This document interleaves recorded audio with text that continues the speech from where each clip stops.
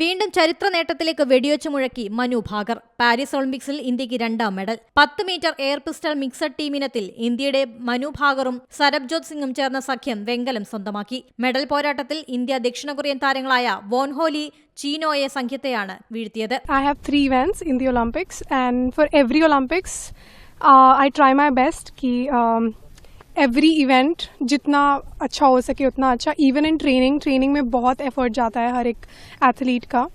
So I make sure कि दोनों सारे इवेंट्स इक्वली बैलेंस्ड रहें और equal amount of hard work I am able to deliver in both the events.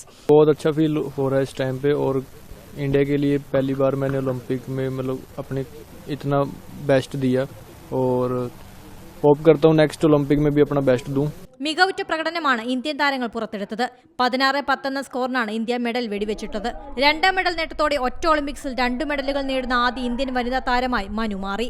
1900-ലെ Paris ഒളിമ്പിക്സിൽ തന്നെ British Indian അത്ലറ്റായിരുന്ന Norman Pritchard അത്ലറ്റിക്സിൽ 2 വെള്ളി മെഡൽ നേടിയിരുന്നു. അതിനുശേഷം ഒരു താരത്തിനും ഈ നേട്ടമില്ല. 124 വർഷത്തിനു ശേഷം ഈ നേട്ടത്തിലെത്തുന്ന ആദ്യ ഇന്ത്യൻ താരമായി മനു മാറി. News desk Zee Malayalam news. പുതിയ വാർത്തകളും വിശേഷങ്ങളും ഇനി വിരൽ തുമ്പിൽ. എല്ലാ ഡിജിറ്റൽ പ്ലാറ്റ്ഫോമുകളിലും ഇപ്പോൾ സീ മലയാളം ന്യൂസ് ലഭ്യം.